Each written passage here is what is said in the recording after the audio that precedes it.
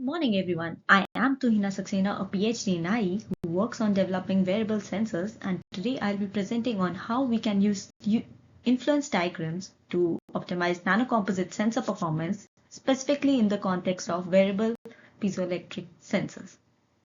So here's the agenda for the presentation. I'll begin with the background and the problem statement, followed by our objective and the significance of this study. Then we'll walk through the methodology, present the results, discuss the implications, and finally conclude with my final thoughts. Begin with what an influence diagram is. It's basically a graphical representation of a decision problems.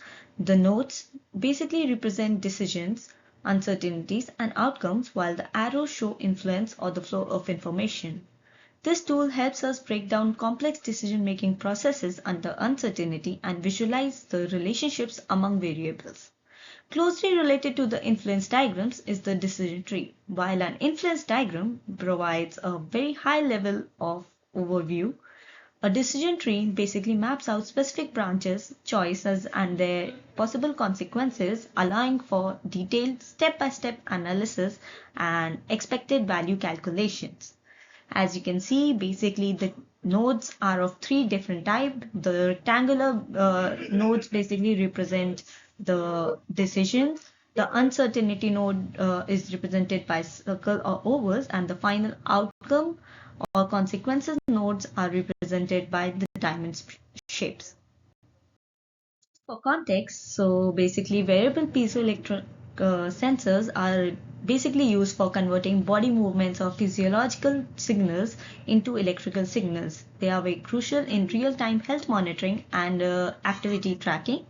The key challenge is, however, to basically how to optimize their material composition for better performance while managing the trade-offs such as cost, durability, and fabrication complexity.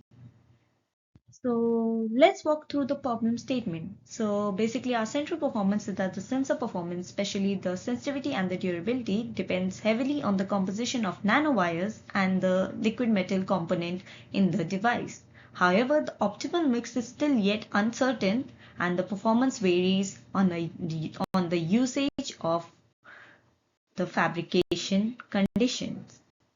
So our objective was to basically apply the concept of influence diagrams to model and solve the optimal nanowire as well as the liquid metal composition in the sensors. And the goal is basically to maximize a utility function that not only reflects the technical performance but also cost as well as the long-term reliability.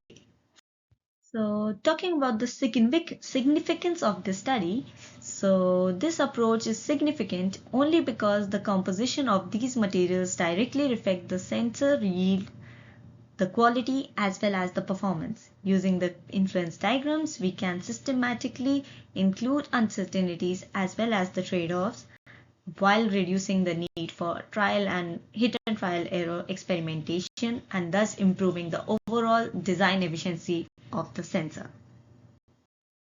So next we are going to move to the methodology section of the study.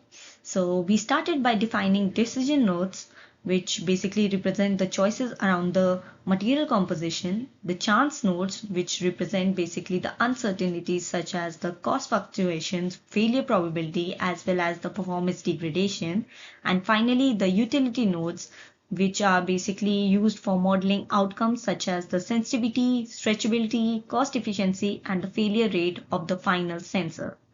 These components were integrated into the influence diagram framework to guide towards an optimal decision making. Finally, moving towards our results section, through our model, we were able to find out that the optimal material concentrations lie in the range of 15 to 18% of the by weight, the nanowire concentration, as well as 22 to 25% weight percentage of the liquid metal content. This combination led to a 42% improvement in the utility compared to the baseline compositions. A utility heat map further confirmed that this range consistently outperformed others in under uncertainty. So, moving towards the discussion section, the influence diagrams revealed several insights. So, firstly, there were clear trade-offs between the performance and the reliability. And interestingly, we found out that the liquid metal had a larger impact on the reliability if when compared to the nanowire content. These findings basically guided both the material section and the selection as well as the fabrication strategies moving forward. And the diagram basically represents the gist of what I just said. So moving towards the conclusion section, one can say that the influence diagrams can provide a structured quantitative way to optimize sense of optimization and composition, while the best design balances sensitivity, cost, and stretchability. But when it comes to more broader terms, this framework can be extended to other flexible electronics and similar decision-making problems under uncertainty. For your attention.